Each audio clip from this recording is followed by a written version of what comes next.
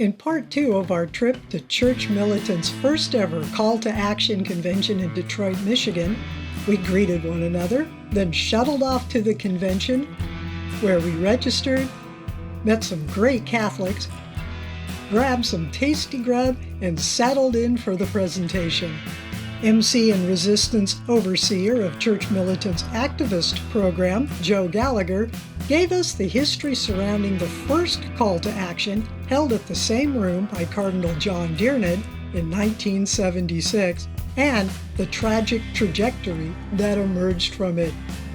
We learned why this convention is being held once again in hopes of reversing the errors that resulted from Cardinal Dearden's some 46 years earlier.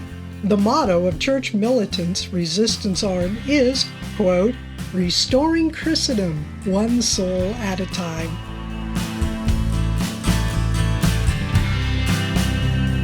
An enlightening video highlighting the troubles of our day introduced Catholic CPA and Tyler, Texas attorney Mark Henry with some sound faith-based planning advice before the man of the hour, Michael Voris himself, came in to make a great presentation to set the stage for what's to come tomorrow. But first, you might want to pause the upcoming frame that gives a short background on the Church Militant name to keep in mind, or perhaps print, should someone challenge you. Remember, 1 Peter 3:15 tells us to, quote, "always be ready to give an explanation to anyone who asks you for a reason for your hope." Yet, for the sake of winning some of them over to Christ and His holy church, we are instructed to always do it with gentleness and reverence.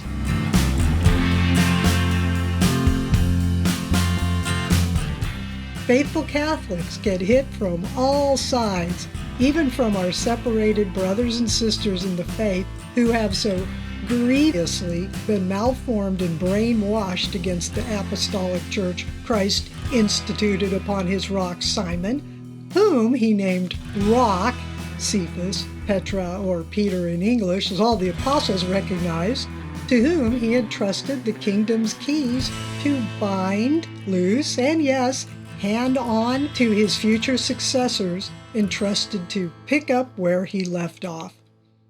Though Satan can, as is, working through his minions, the wolves within the church, the gates of hell, as our blessed Lord promised, cannot prevail over her in the end.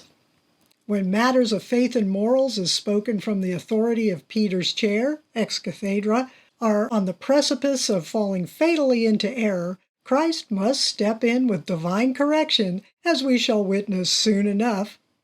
What Church Militant is exposing is just a humiliating sip from the fatal cup of judgment the wolves will soon be chugging down.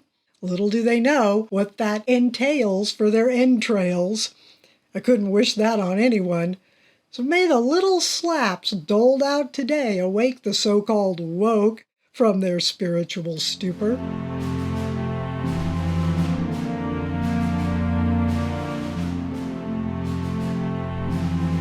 The Fighters panel is all about this idea of us being able to get into the fight and make a change as people who are accountants and parents and lawyers, but we're able to affect change in the school boards or the county boards of supervisors or the local politics, the local political arena.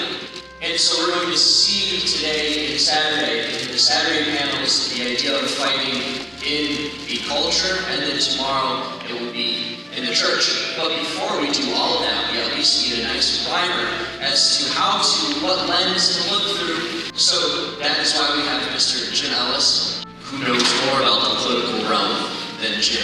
Political correspondent, and it's fantastic. I'm sure you've seen some of our midterm election specials and coverages, and that is all Jim Ellis. So yeah, I'm not going to drag it down any longer. Let's start our morning with Jim Ellis.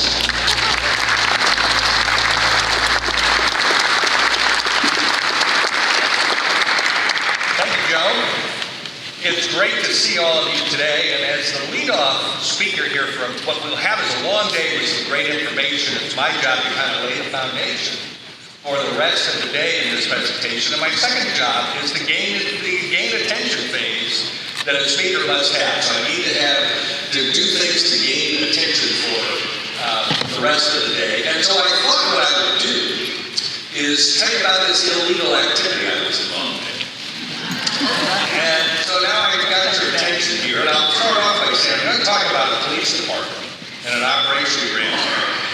But we have Rich Calcaldi from Illinois, who was with the Chicago Police Department, gave me this nice little coin before we went on. I said, Rich, this is really apropos for what I'm going to talk about.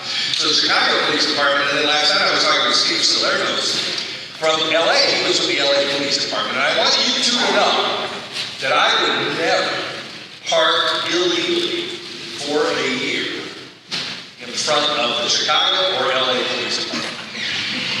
San Diego, maybe a different story. And I wanted to tell you this story, and it will relate to you because we're going to talk about how to organize an operation, how to plan, and how to develop your organizations for whatever project you may be involved in, whether it might be talking to a school board issue, the state legislature, Congress, bishops, your pastor, any type of operation. The framework I'm going to talk about really you can use to make this work a lot better, make your operation more successful. So the story I want to tell you relates to when I was a junior aide for a member of Congress from San Diego, way long time ago. And there were three of us that were kind of junior aides on the staff. And my friend John Salazar was one of them, and myself and Karen Daly and we were too junior to have parking at the San Diego Federal Building. And so we had to park pretty far away and walk. And John was obsessed with finding us better parking. And so one day he came in and he said, I think I've got the parking solution. He said, I think we can park in front of the police department. Illegally. All day, every day, and every day. And we said, first of all, he said, number one, who would be crazy enough to do that? And I said, well, probably us. And he said, and the reason this is important is because John ran a perfect operation with this illegal parking in front of the police department. And the reason he did is because it was extremely well organized. And so his first thing, and all of this, you should always remember these types of things. Number one, you have to define your objective. So the objective is number one. So what was John's objective with this? To find us parking. That was the objective. And so what are the steps then that you have to do to make sure an operation like that is successful? Well, the first thing you do, and we're going to talk about this ad nauseum later today on one of the panels, is you have to conduct great research. Research is the best and the most important thing you need to do. And so what John did, and if you've been to San Diego, or those of you who may have lived there, the police department in those days sat in the far southern part of the city by the park. And so John, had his maps out there and he realized, and the reason he was onto this parking thing is because he went out and scouted all around the federal building to find those parking. And he found that in the front of the police department, there were these spaces that literally right in front of the building that were not metered. They had a sign up that said 2-hour parking, but they weren't metered. John figured that they didn't monitor them. And so he said, I think we can park there all day. And they won't. No. And so here was his reason.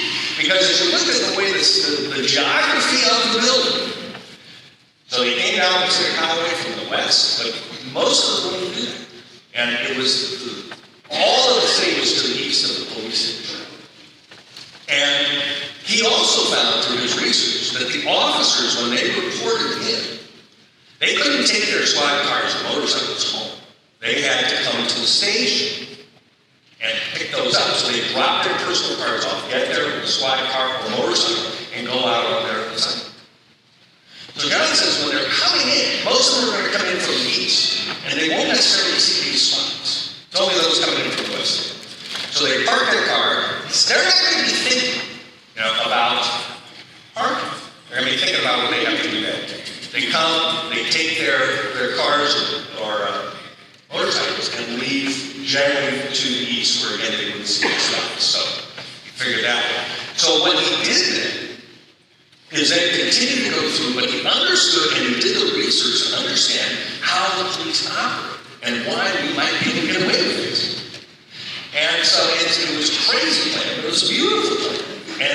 And we did partner for over a year. And no one ever got a ticket. And we did it every day with the same car. And we never got a ticket, none of us. And we did this well over a year. And so, but again, the objective was to find parking.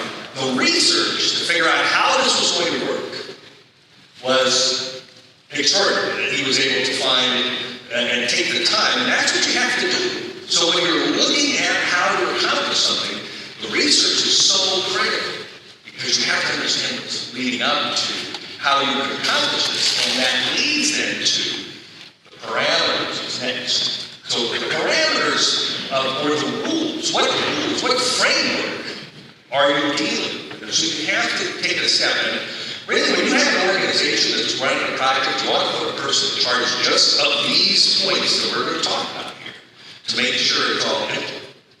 So the parameters of trying to find parking was there, but a better example of parameters goes back to when I was involved, I worked for Tom Blank, many of you remember him. Majority of the House and became the majority leader. And he was from Texas. And in Texas in those days, or early 2000s, the map was, the congressional map was gerrymandered for the Democrats. And even though the Republicans have a majority coming out of Texas, where the Republicans got 60% of the vote, we had 40% of the seats. And we also found, because we understood the research, and we understood that the map that was in place was a court map. And a court map that is not signed off by the legislature is only an interim. And the legislature can remove that whenever they want. Republicans have just taken over the state house and the state senate of Texas, so we were running this operation to change the congressional districts, and it turned into a big deal. And what happened was, Texas has some interesting rules in their legislature, and that's the other part of research you have to understand. You've got to understand the rules and the parameters of what you're dealing with. So in this example, when we were in the state legislature, we had to understand the rules of the Texas legislature. One of the rules, which most states don't have, is that you have to have 2/3 of the members have to be present for a quorum. Normally that's just a majority. Well, the Republicans had a solid majority, but it wasn't 2/3. And so therefore, the Democrats had this one because they understood the rules. And most legislatures will have what's called a crossover deadline. And a crossover deadline is when a bill comes out and is introduced in one of the houses, the state house or the state senate, and it then has to leave that house and be passed to the other house by a certain date. Most legislatures have that. They call it the crossover deadline. So we were approaching the crossover deadline, and all of a sudden the Democrats decided, and they organized this very well. They were going en masse to leave the state to go to Oklahoma to break the quorum, because under the Texas procedure, which will is the Department of Public Safety, which is the state police there. They had the authority to legally arrest a state legislator and bring them back into the chamber for that quorum. But they couldn't go outside the state. So there were 4 days from the crossover day. They went to Ardmore, Oklahoma to break our bill, and so we couldn't get it out of the state house. So that ends, they come back and they're all happy. But what they didn't realize, or they didn't anticipate, was special sessions. The Texas legislature is interesting too, because it's the only big state that has a real short legislative cycle. So they're in for 140 days every other year. So the odd year, even every year, they're not even in session. But guess who has the power after the legislature adjourns? And the answer there is the governor. And Governor Rick Perry was in office at the time. And the governor has the power to call special sessions. And not only that, the governor sets what they call the call. He sets the agenda for what only the legislature can only address. So the governor has a lot of power when this happens. So what happens was, we said, well, we got to go to a special session, and the governor was going to call. So we move forward, the legislature ends in May, so he calls a special session on redistricting. So the state Senate Democrats decide to do the same thing, and they leave the state, because these are 30-day legislative sessions. They leave the state and go to Albuquerque, New Mexico, so that the Department of Public Safety, the officers, could address them. And what happened, here's where Governor Perry understood its parameters, and this is the type of research and understanding you have to have if you're going to have a successful operation. Because the governor knew that he had the power. And they did this on Friday. And I got a message, I was in there, and there were several of us that were working this operation. We got a message that the governor wanted to talk to us at 2 o'clock at the conference call. So we all got on. He said, these Democrats have just left the state, but they've already made a mistake. He knew they made a mistake before they did. And he said, what they've done is they don't have an exit strategy. Because I think what they didn't realize, these were 30-day sessions, but governor could call as many of those as he wants. And the governor said, look, they don't have an exit strategy there, so they're just going to hang it. So he says, here's what I'd like everybody to do. This was a Friday. He says, say whatever you want about this subject until Monday morning. And then everybody just be quiet. Because if there's nothing new, they have nothing to cover. There's no new story, and this is going to go away.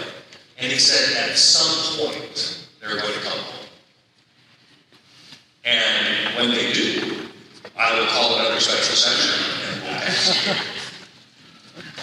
And I don't think they realize it. And the other thing he wanted to do, because these are 30-day sessions, you know what else the governor has the power to do? He has the power to cancel the session. And so what he did, he says, I'm going to let him sit there for a week, and then I'm going to cancel the session. And then I'm going to call another one immediately, and the 30-day clock starts on. Send a message. He had this all figured out on the day they flew away.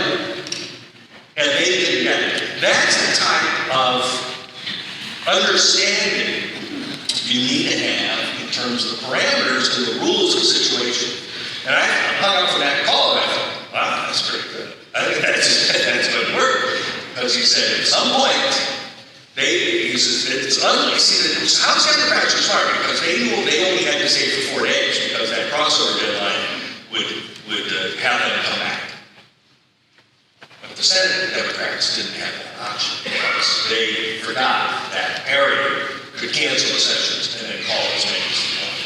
And he said, we're going to let them sit there as long as they want. At some point, they're going to come home. When they do, I will call another session and we'll pass it.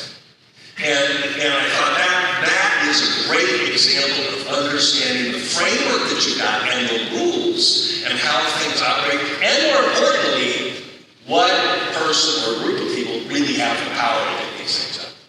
So it's objective. In John's example, define parking, that was the objective. The second, the research that you have to do to prepare, and in organizations you should have one person at least dedicated to the research programs, and you cannot have too little, right? Or too much. You cannot have too much research. The more you know about the whole situation, the rules, the components, what the issue's about, the stronger your operation becomes. So that is incredibly important. In John's example of finding parking, he understood the geography of the city, he understood how the police operated, he understood why this might work. The next part is to anticipate what may happen.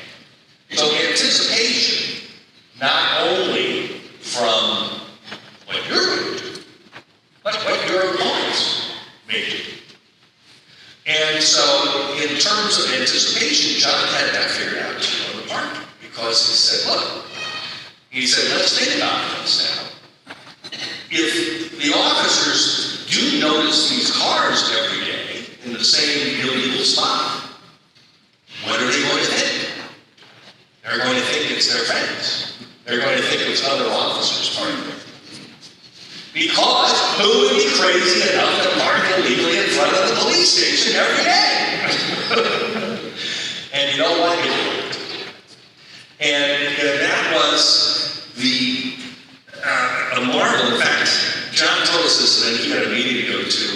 he laid this whole thing out for us. And I said to Karen, the other staffer who would do this, he said, he might be right. And she said, I was thinking the same thing. And so, sure enough, that next Monday came, and John decided he was going to test this out, and he parked it. He comes in, so Tuesday morning, he said, did you park at the police station? He said, yeah. He said, did you get a ticket? He said, no. Next day, same thing. Next day, same thing. Next day, same thing. And John said the other part about anticipation is, what's the worst case scenario? And he had that figured out too. Because he said, what's the worst thing that happen? Okay, we get a ticket. If we do, we pay the fine, and we don't do anything. And it's not much of a risk. And again, that's the other part of anticipation. Anticipating what may happen. And how you're going to handle that before it happens. That really is the critical part. Understanding how you're going to handle this before it happens. And so, in fact, I call that, and you want to ask this question here, when you're thinking about what may happen. If this, then. It's like you're playing baseball or any type of athletics. What do you do? If you're playing baseball and you're playing shortstop and runners are first and third and one out, what do you do before every pitch? You think, if the ball's hit to me, what am I going to do? Right? So if the ball's hit slowly, I'm going to just throw it first. If it's hit hard, I'm going to go for the double play. It's that type of thinking ahead of time. Anticipation. If this happens, we're going to do this. John had it again. If we get a ticket, then we'll pay the fine and not do it again. And it's that type of thinking that needs to go into planning any type of operation that you're doing. And at that point, you come to the conclusion. And the conclusion, of course, because John did this great research, John understood his objective, John did his research on where we would park, John understood the parameters, he had anticipated the pros and cons of the operation, and the conclusion was we parked there for as long as we wanted, illegally, every day, directly in front of the San Diego Police Department. And that's how these operations can work. Now, I am not advocating illegal activities. Especially not in LA, Steve, and especially not in Chicago. But that's a great example of how to organize and how we get to think ahead and begin. Now, the next part of this is in terms of strategy. So once you have your organization set, you understand the objective, you've done some research, you understand the parameters like Dr. Perry did on the redistricting, you anticipated what may happen, and then the next part is you have to have a strategy. What is a strategy? You hear that word all the time. What is a strategy? A strategy is a roadmap to victory. So if you have the strategy, and there are classic elements of strategy. So it's not enough just to do all of the framework things I've talked about. The objective, the research, the parameters, the anticipation, and the conclusion. But you need a roadmap to get all that done. So if your objective is say before a school board, or you want to fight CRT, or you want to continue the Latin Mass with the bishop or the pastors, whatever your project may be, then you need these following elements and choose. Here's our friend Dave Haitian. He is the floor director for all the news programs. And he's here to be he does a great job. In fact, most of these television shows, Dave gives me this wrap-up. He's running around. And I'm thinking that, I can keep going. So I kind of drive him crazy on that show. But anyway, he is great, and thanks for recognizing him. So anyway, the classic elements. So when you're planning this, okay, we know what we want to do. We have our objective. We've seen the research. We anticipate what's going to happen. So how are we going to get this done? So what you need to do then are the following steps. Not all of these, you have to determine which you're going to use, use, but it's always a combination of these types of operations. Number one is almost always going to be there. You need to build an organization of people to accomplish whatever your objective is. So building that organization and assigning jobs, as I mentioned, somebody or a team should be in charge of the research. I would have one person in charge of this to make sure that the strategy and the organization is being carried out as designed and to keep people on track, just like Dave just kept me on track all the time. So then the second thing you almost always need to do is build a diverse coalition. So what's a coalition? A coalition is a diverse group of people coming together because they agree on a certain thing. It could be just one thing. It could be just one thing, or a group of visions, or a group of ideas. So you need to reach across and bring other diverse groups in to make your organization stronger. So building an organization and building coalitions should be part of every plan. I cannot think of an operation where you wouldn't necessarily do that. John had his organization on Parking, which was all the three of us. Maybe in that instance you didn't need a coalition because he had the research and the anticipation done so well. But just leave that up if you will, the whole time if you don't want to go through next.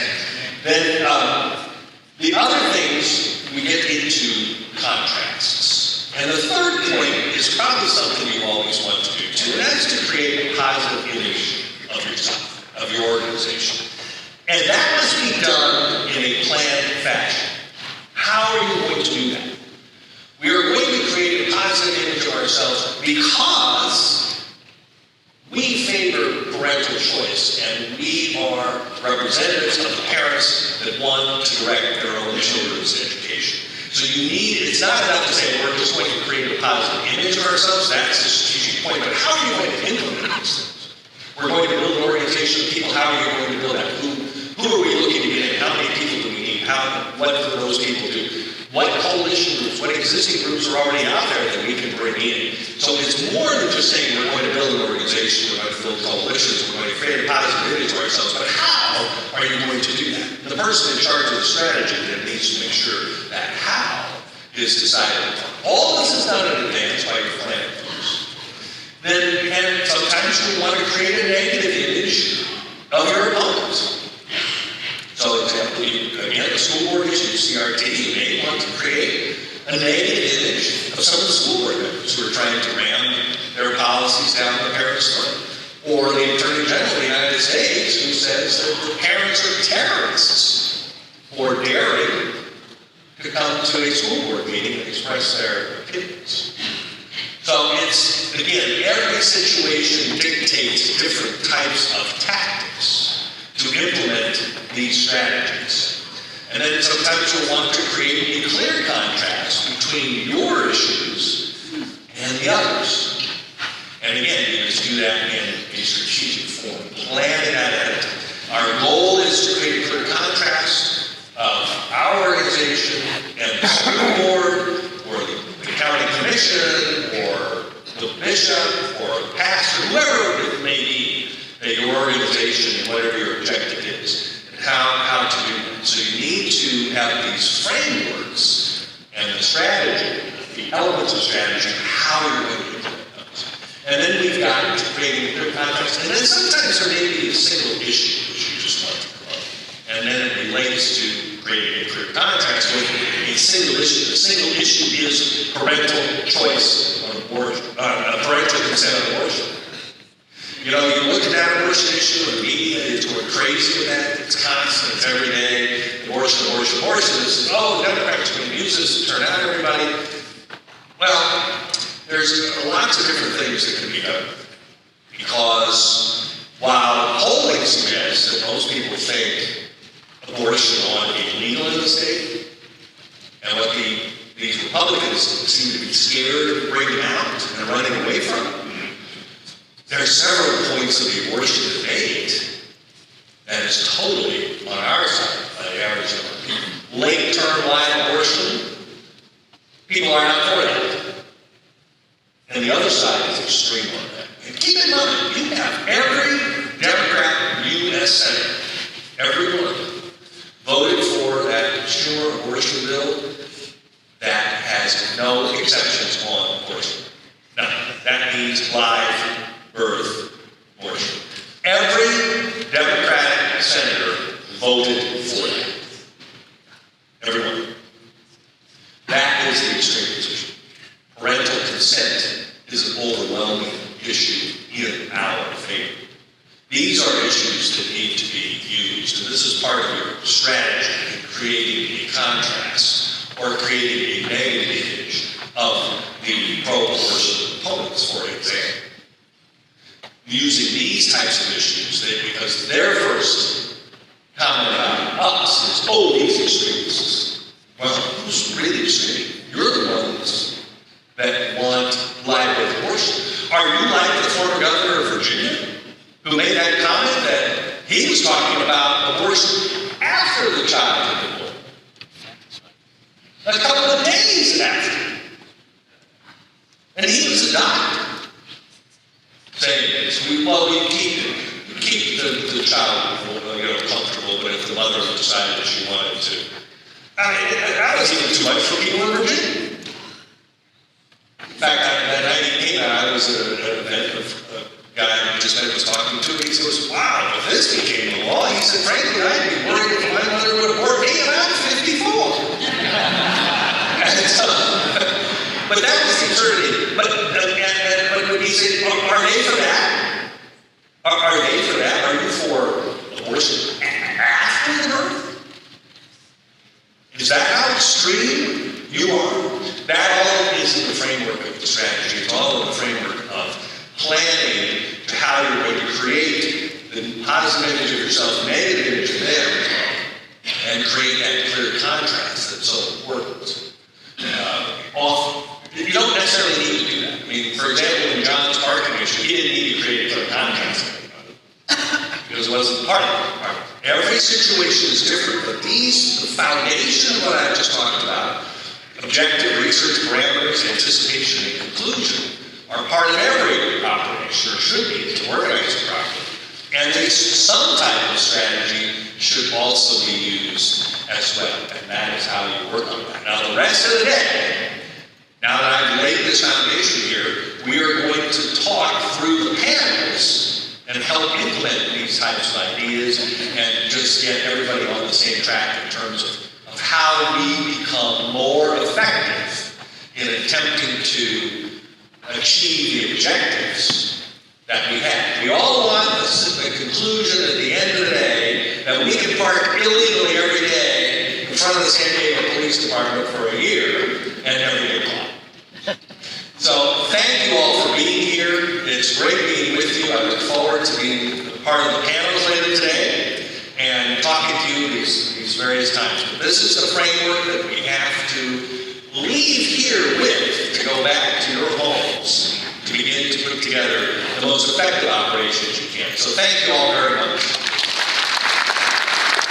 The chapel is now open downstairs. And the Lord is present in the Blessed Sacrament. Confessions are underway as we speak, so take a moment and come back here for our next panel discussion.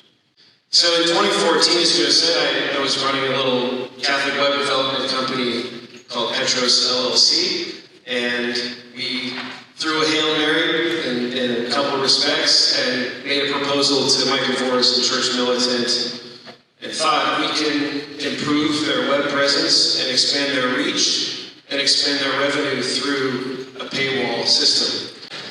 So anyway, within a very few short years, and through the great content that the team was putting out, we were able to 10x viewership, 10x revenue, 10x reach, and at the same time protect them from an onslaught of attacks that were external. And everything was going really, really well until just less than 1 year ago, we got a call, because as you can imagine, when you're hosting a website that reaches tens of thousands of people every day, it's not something that's really easy to build. There's a lot of architecture behind it. You got to have those ones and zeros live somewhere. And so we had Church Militant's entire hosting apparatus on an unnamed, very large corporate cloud hosting platform. And then we got a letter one day saying that very powerful interest had identified Church Militant as a hate group. And we were given notice. And Church Militant was this close to disappearing from the internet without an option. And I remember I was driving that day, and my team had read me the letter, and I said, we have a problem. And we got Michael and Simon on the phone, and Michael said, we need to build a hosting farm. We need to build a server farm. I said, okay, this is out of our scope. But within just a few months, and thanks to a great deal of divine providence, we did it. And Patmos Hosting was born. We named it Patmos because you might remember that not so long ago, there was a young man by the name of John who was a friend of our Lord, and he had such a powerful message that the world attempted to cancel him and deplatform him, literally by boiling him in oil, and it didn't work. They, like Michael Forrest, they just couldn't kill the guy. And so they sent him, they deplatformed him from the continent and sent him to this little island of exile called Patmos. And from that island, he was able to reach the multitudes of his day and ours. And this place of exile became a great sounding board.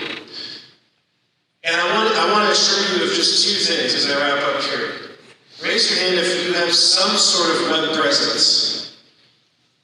Okay, and you probably have that hosted on where? AWS or DigitalOcean or GoDaddy. Okay, if you do, or if you have so much as a Gmail account, because I assure you, if you're doing your job right, like Church Militant was, that will go away very soon.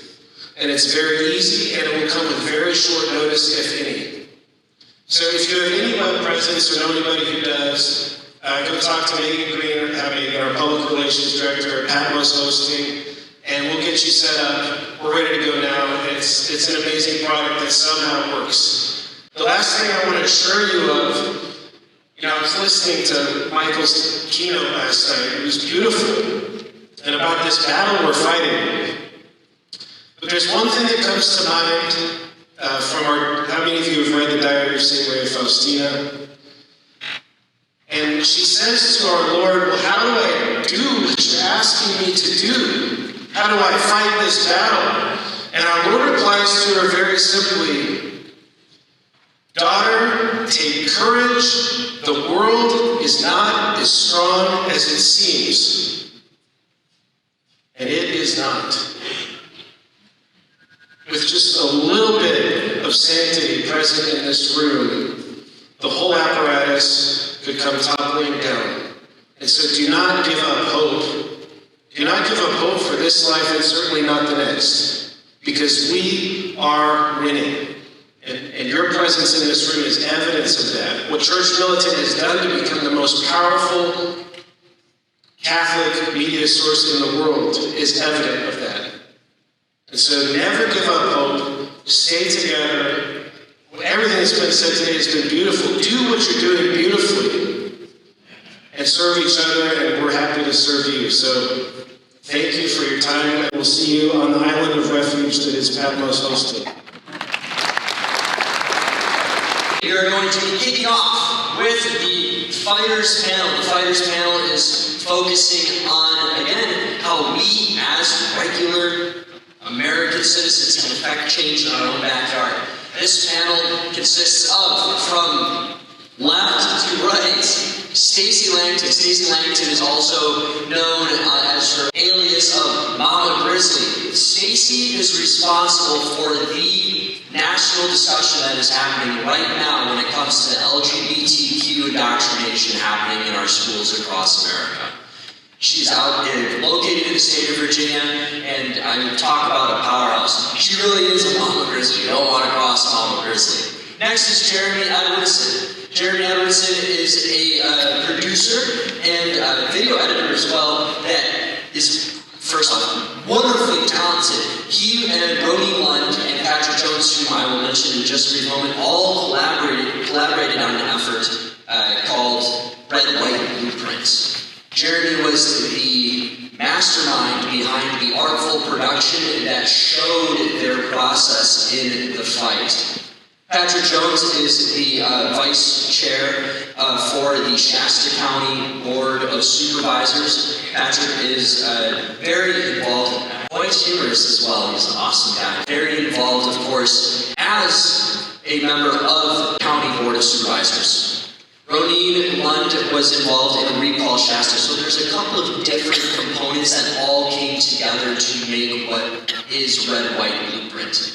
Roneen Lund led the charge for Recall Shasta, which really focused on canceling a not so great, to put it lightly, board member named Leonard Modi, and a couple of the people that were around him soon followed. So with all of that effort, and along with Jeremy's talents, they actually created a how-to for people to mimic throughout the country. Glenn Youngkin is the governor of Virginia after shocking the world a couple years ago by blowing out Terry McAuliffe, the guy that believes that the parents should just give their children over to the state to be educated.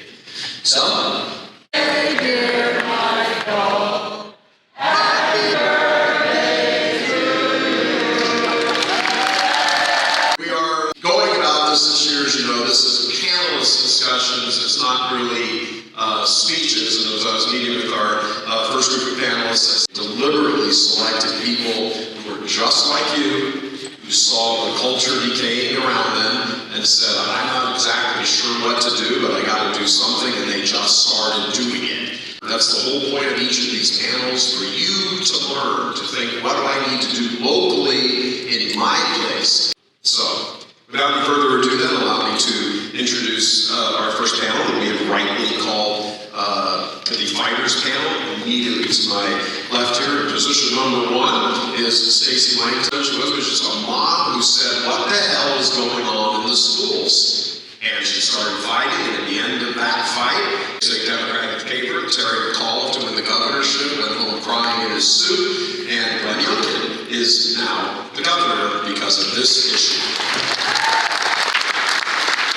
In Shasta County, California, Roneen Lund, who's sitting here, looked at the Marxists taking over the county and said, not on my watch. Again, not a congressman, not president of the United States, not the leader of the free world, none of that. Just a lady sitting in Shasta County saying, this has got to stop. And so she began the whole recall effort to get rid of Leonard Modi, who was essentially a Marxist on the county commissioner board there, supervisors, and said, this guy's going to go. And then this whole thing, they're trying to take our little county in blue California and make it blue, and we're not having anything of it. So she said, I'm going to do something, and she did it, and today that county board no longer has that guy on it. Our next panelist, Jerry Edmondson, is the fellow who put together the Red White Blueprint video documentary you just saw, which was fantastic. I think I know a little thing or two about it.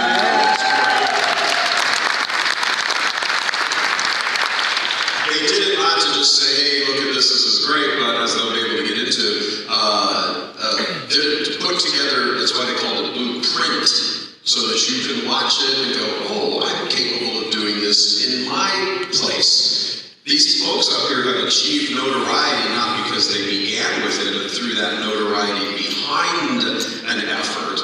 They achieved notoriety, not that that was their goal, but it came along with it, simply because they were doing the right thing and saw something bad, evil, rotten, corrupt, and said, I need to fight it. So they got off their middle-class home sofas, and they got up and they did something about it. So our last panelist, Patrick Jones, is he's currently if I get our vice chair of the Shasta County Board of Supervisors, who has been instrumental in putting that whole effort together. Shasta County is a Republican county, is that safe to say? Deep red. In California, and they saw, because of the control the County Board of Supervisors had, they saw the whole thing turning to agree with Gavin Newsom and Sacramento and all of that, and said, okay, not my backyard. So, there we have our four panelists. Give them a big warm applause.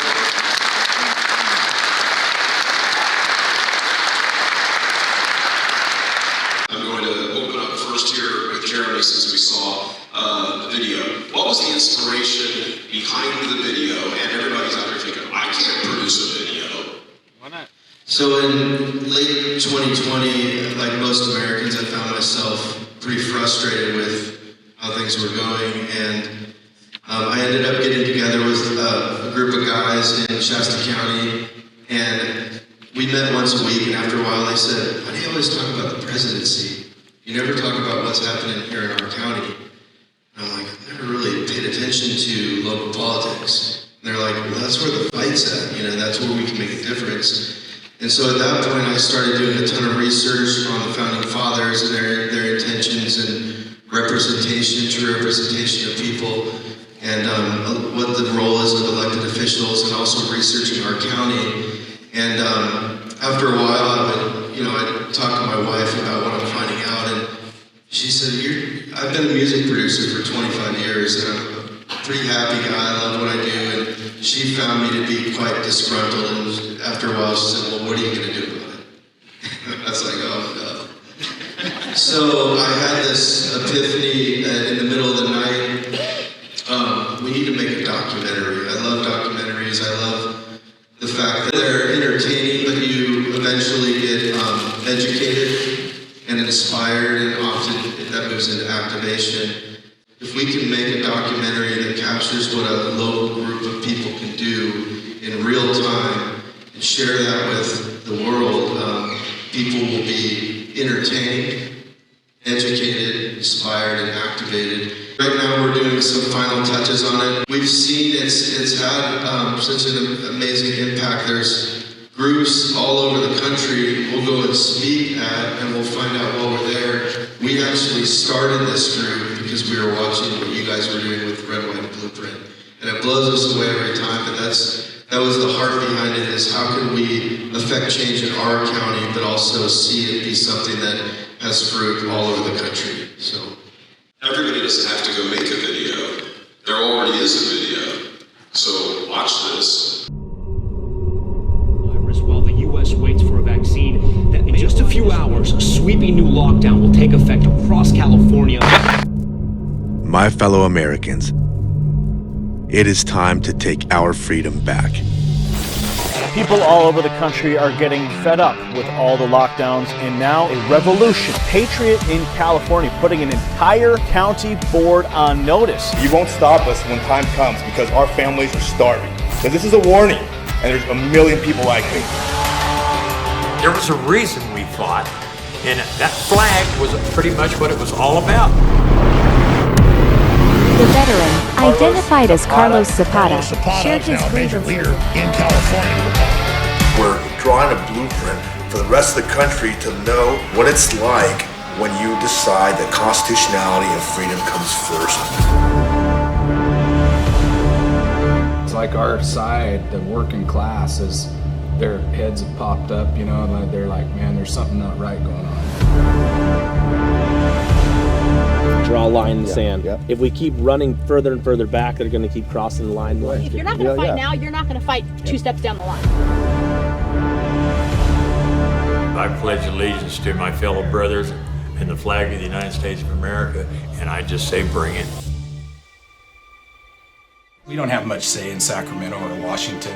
Our supervisors are supposed to protect us from illegal or unconstitutional orders that come from above. They're not supposed to work for the governor. And they've just lost sight of that over money, really. And we have a government that's controlling everything we do. We already have the rights from God. We already have the liberties. We've lost all of them. Sure.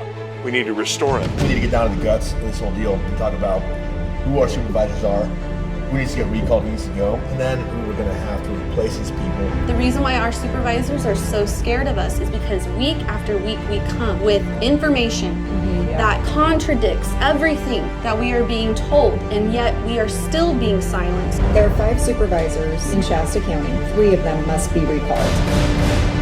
Leonard Modi, he's got to go. He's a guy who will turn off his monitor when people are speaking.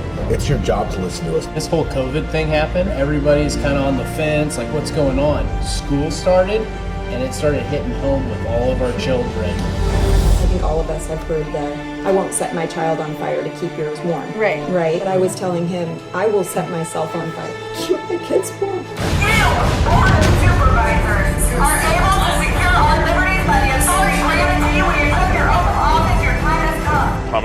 said, the price of liberty is eternal vigilance. We all stood by and let the world get to this point at some level. Now what are we going to do to move? I will never, ever, ever come to a point in my life where my grandchildren or my great-grandchildren look me in the eye and say, Grandpa, why didn't you fight? So watch this, learn from it, and do what? How do we go a little deeper? So we're writing a field manual that talks about how to get involved in a local recall or a local election. So we'll be sending all that out if you sign up. Okay, so go to www.theredwhiteandblueprint.com. Sign up. Our documentary is coming out very soon. We released the documentary over the course of 2021 and into 2022. We recently pulled it all down. We're doing some final edits, and then it comes out along with a book, a field manual. Go to the website, sign up. We'll tell you when it comes out. Watch it, and it is a documentary that follows a group of citizens in Shasta County that have decided to recall a supervisor that wasn't representing them the way that they felt like he should. So watch it. It is a way that you can be entertained, which I guarantee will turn into education, inspiration, and activation. When you get done with it, you're going to want to share it with your friends and start forming a group to see change happen in your own backyard.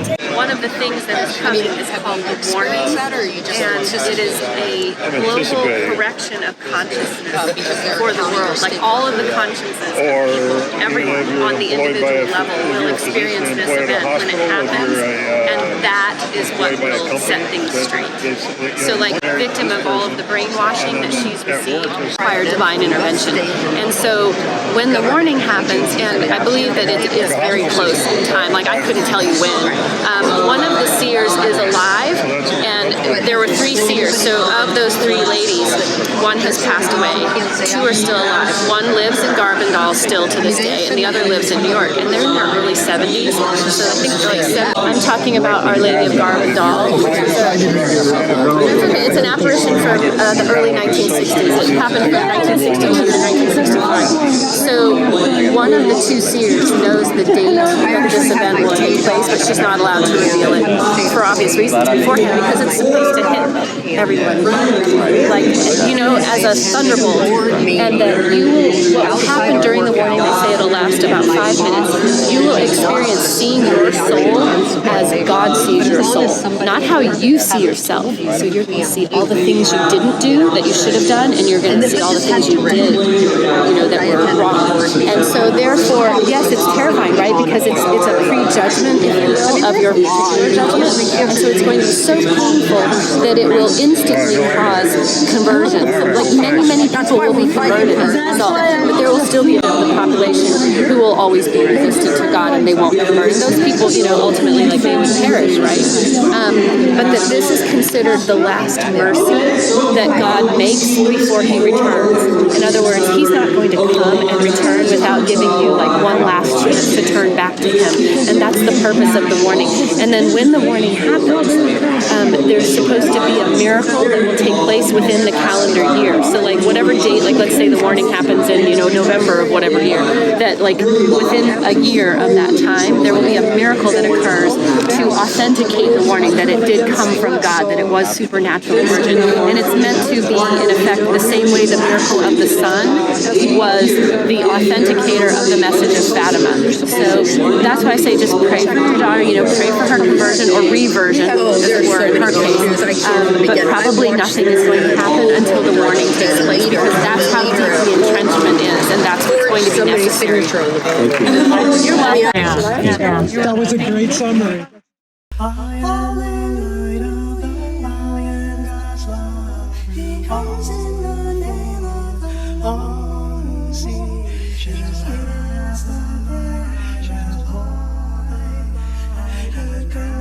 Eternal life.